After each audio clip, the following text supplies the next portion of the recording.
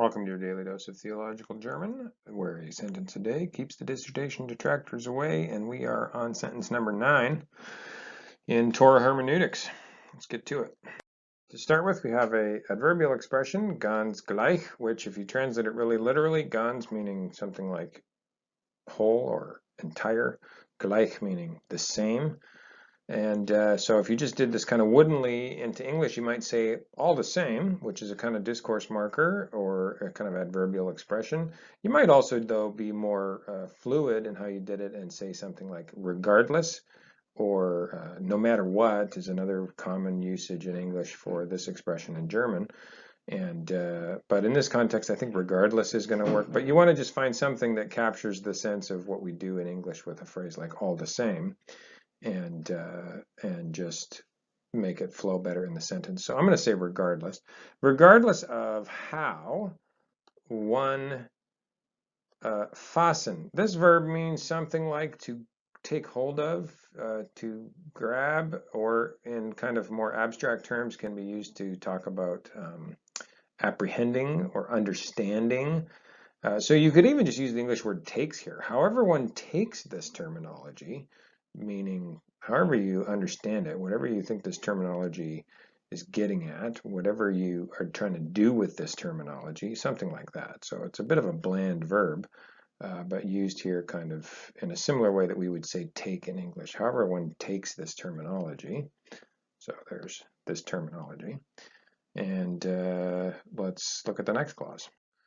Now this is kind of exciting because here we have the verb werden and we don't have any other verbs in this little clause, and so that tells you this verb is actually finally, however many episodes we are now into this daily dose of theological German, we finally have an instance of werden functioning as just a verb meaning to become. So however one takes this terminology, it becomes a tangible process or occurrence. So in this sentence, there's one thing here I have to point out that I just love that shows how similarly related German and English actually are, because this word here, miteinander, is a word you want to normally translate as something like together. But if you actually break it up and just very woodenly render each part, you have with one other.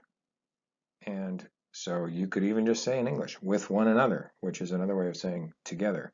And so there is something really intuitive, I find, about how German and English relate to each other. And sometimes you just have to be wooden and you can just see how things are very similar in the two languages. And I don't know, I just find that kind of pleasing. Anyways, the other thing just quickly to note about this last clause before we translate it is this here abbreviation, which stands for zum Teil, and if you look this up in the abbreviations list in your dictionary, you'll find that.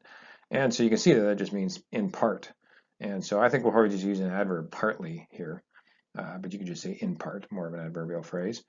But that's what that abbreviation is doing. So let's go ahead and translate this last clause. And it's a bit long, so I think we're going to probably not just try to read it. We'll find the verb first and try to piece the pieces together after that. So let's look at it. So here you have a relative pronoun, and it's in this prepositional phrase, by which or in which, jeweils, which means something like each time, in which each time, and so that's all going to modify your verb. Now this is a subordinate clause, and so your verb is down here at the end. So in which each time or by which each time converges. Okay, well, let's see here. This is a plural. Okay, so we're looking for a third person plural subject. I suppose it could be a infinitive, but if that was the case, you would need some other auxiliary verb or something, and that doesn't exist here. So this is your main verb at the end of the clause. And in fact, if this was infinitive, there would be another verb after it at the end of the clause. So you know this is the main verb. It's at the end of the clause. It's third person plural. So you're looking for a subject that is third person plural. And you will find that in the form of here, the levels. The levels. The levels of the author of such a text, or one such text, such a text, and then here you have a relative pronoun again, and that of the reader converge with one another together. So, by which each time the levels of the author of such a text and that of the reader converge together,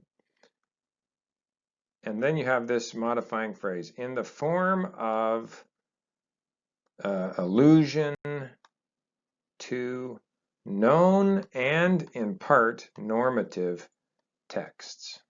So I think that's pretty clear.